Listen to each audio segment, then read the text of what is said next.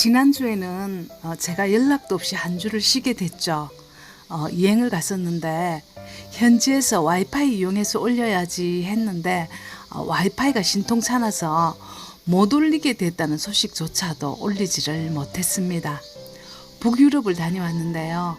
그곳에는 코로나가 있는지도 잘 모르겠더라고요. 워낙 땅이 넓고 사람들도 드문드문 있으니까요. 그곳은 북극이 가까운 곳이라서 지구온난화의 직격탄을 맞는 곳이잖아요. 그래서 그들의 환경운동은 철저했습니다. 현지 가이드들이 말하기를 우리나라 위상이 코로나 2년 동안 얼마나 높아졌는지 K방역, K팝, K드라마, 영화 그 콧대 높은 유럽 백인들이 코리아 하면 한마디라도 말 붙이고 싶어서 난리랍니다. 자기들은 역사적으로 피해혁명이 많이 일어난 곳이잖아요. 우리나라의 촛불혁명은 감탄 그 자체였다고 합니다. 우리가 내부적으로 좀 시끄럽긴 하지만 우리가 생각했던 것보다 훨씬 많이 위상이 높아진 것 같아서 가이드들이 재외동포로 살면서 이런 적은 없었다라고 말했습니다. 종자독서 96 나는 둔감하게 살기로 했다를 읽었습니다. 저자는 와타나베 주니치라는 일본의 외과의사 출신 소설가인데요.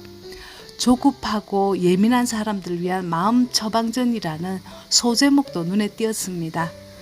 이 책이 베스트셀러가 된 것만 봐도 바쁘고 힘든 세상에 위안을 얻고 싶은 사람이 그만큼 많다는 반증이었습니다.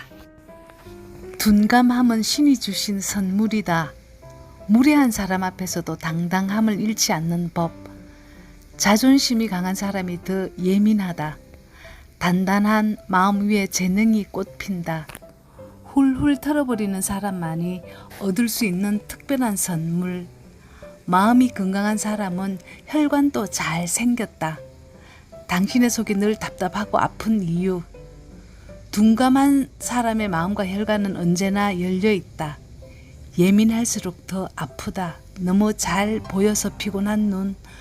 너무 잘 들려서 괴로운 귀, 너무 잘 맡아서 곤란한 코. 어디서든 잘 자는 사람은 이길 수 없다. 잘 자고 잘 일어나는 수면력, 근거 없는 자신감도 능력이다. 칭찬을 칭찬으로 받아들이는 법, 운명의 톱니바퀴를 돌리는 칭찬의 힘. 둔감한 몸에는 질병조차 찾아오지 않는다. 깨끗할수록 면역력은 떨어진다. 암에 대처하는 둔감한 사람들의 현명한 자세. 여성이 남성보다 더 강하고 둔감하다.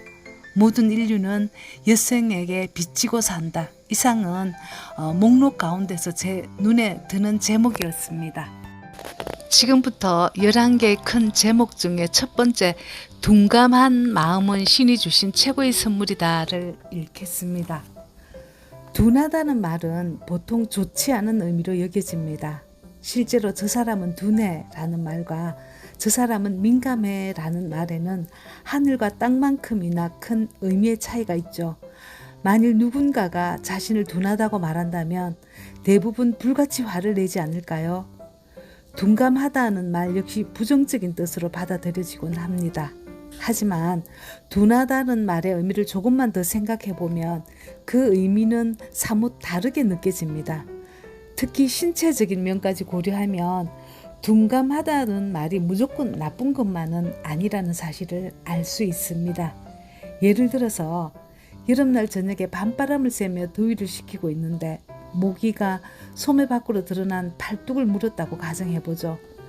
이때 A라는 사람은 황급히 모기를 쫓아낸 뒤에 가려운 팔뚝을 긁습니다. 모기에 물린 자리는 금세 빨갛게 부어오르죠. 그런데도 그는 가려움이 가시지 않았는지 모기 물린 자리를 계속 긁습니다. 어찌나 오랫동안 긁었는지 나중에는 피부가 짓물러 염증까지 생기고 맙니다. 그에 반해 B라는 사람은 팔뚝을 살짝 쳐서 모기를 쫓아낸 뒤 평온한 표정으로 길을 걷습니다. 아무래도 별로 가렵지 않다는 듯이 말입니다. 이 경우를 보면 두말할 필요도 없이 A는 민감한 사람이고 B는 둔감한 사람입니다. 물론 이 예시는 모기에 물려 가려움증을 느낄 때 이야기에 불과하지만 누가 봐도 B의 피부는 튼튼하고 건강하게 느껴집니다. 반면 A 피부는 지나치게 민감하고 연약해서 쉬 상처가 생길 거라 느껴지죠. 요컨대 A 피부는 예민함을 넘어 과민합니다. 어떤가요? 가려움에 민감해서 스스로 피부에 상처를 내는 것보다는 조금 둔감한 편이 더 낫지 않은가요? 세 번째 장, 마음은 둔감하게, 혈액순환은 시원하게. 마음이 건강한 사람은 혈관도 잘 생겼다. 원활한 혈액순환은 건강의 첫 번째 조건입니다. 이는 사람뿐만 아니라 세상의 모든 생물이 마찬가지입니다. 피가 막힘없이 잘 흘러서 맑은 상태를 유지해야 다른 장기들도 제 기능을 발휘하죠. 그러면 어떨 때 피의 흐름이 나빠질까요? 바로 혈관과 신경의 관계에 문제가 생겼을 때 일입니다. 인체의 혈관은 대부분 신경이 조절합니다. 이 신경을 보통 자율신경이라고 부르죠. 자율신경은 교감신경계와 부교감신경계로 나뉘는데 이 둘은 상반되게 작용합니다. 예컨대 교감신경은 사람이 긴장, 흥분, 불안 상태에 빠지면 혈관을 수축시키고 혈압을 높입니다. 반대로 부교감신경은 혈관을 확장하고 이완시켜 혈압이 낮아지도록 작용을 하죠. 교감신경과 부교감신경은 혈관에 바싹 붙어 있어서 혈관에 강한 영향을 미칩니다. 그러므로 피가 부드럽게 흐르게 하려면 부교감신경이 지배하는 상태, 즉 교감신경이 작용하지 않는 상태를 유지해야 합니다. 교감신경이 어떤 상황에서 작용하는지 궁금하다고요?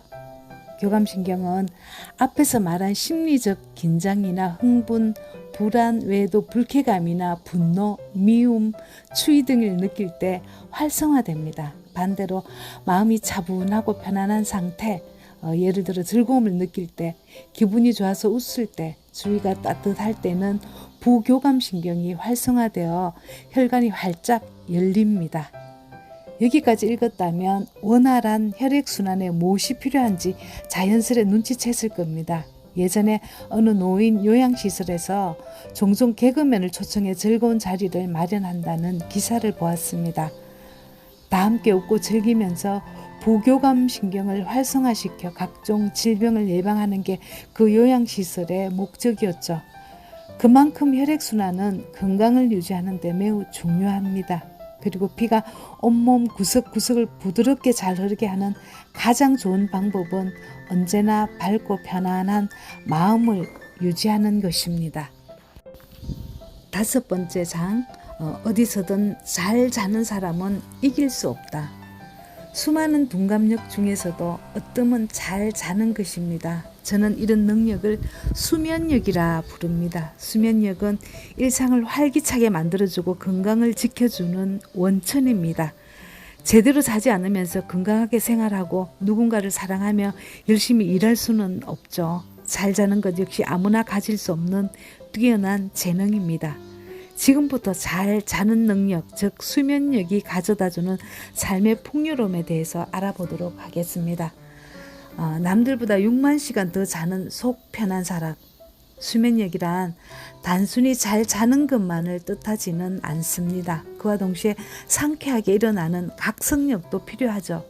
언제든 잘 자고 잘 일어나려면 무엇보다 푹 자는 게 중요하므로 두 가지를 포괄해 수면력이라 부르겠습니다. 수면력이 뛰어나서 잘 자고 잘 일어나는 사람에 비해 수면력이 뒤떨어져서 잠을 설치고 아침에 일어나기 힘들어하는 사람은 인생을 살면서 얼마나 손해를 보는지 모릅니다. 그 차이는 간단히 계산하기 힘들 정도죠. 사람이 하루 평균 7시간을 잔다고 계산해보면 베개에 머리를 대자마자 골아떨어지는 사람과 한동안 뒤척이다가 간신히 잠드는 사람은 보통 2시간의 수면시간 차이가 발생합니다.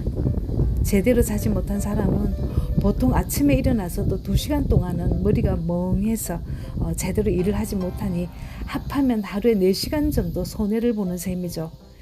이렇게 하루 4시간씩 한 달 30일을 곱하면 120시간, 1년 365일을 곱하면 1460시간을 그냥 보내게 됩니다. 사람이 가장 왕성하게 활동하는 20대에서 60대까지 40년 동안을 이렇게 보낸다고 생각해 보십시오. 무려 5만 8,400시간이 우리 인생에서 무의미하게 사라지는 겁니다. 이 시간을 얼마나 효율적으로 보내느냐에 따라 인생의 질도 달라지지 않을까요? 아마 어떤 방식으로든 수면력이 약한 사람이 수면력이 강한 사람을 앞설 가능성은 상당히 낮을 겁니다. 물론 시간적 여유가 생기더라도 그 시간을 헛되이 흘러보낸다면 아무 소용이 없겠지만 말입니다. 실제로 자기 분야에서 나름의 성공을 거둔 사람은 대부분 수면력이 뛰어납니다. 저도 그런 사람을 여럿 만나봤는데 모두 약속이라도 한 듯 눕자마자 잠들어서 아침이면 벌떡 일어납니다 라고 대답하더군요. 이처럼 수면력이 뛰어나면 인생에 긍정적인 변화를 불러올 수 있습니다. 그래서 저는 잘 자고 잘 일어나는 사람을 잠자는 숲속의 어른이라고 부릅니다. 그 외에도 좋은 부분이 참 많았습니다. 책이 읽기에도 편안하고 바쁘게 살아가는 현대인들에게 꼭 필요한 책이었습니다. 완독 추천합니다. 종자독서 97은 마음이 흐르는 대로, 98은 최재천의 공부를 읽겠습니다. 감사합니다.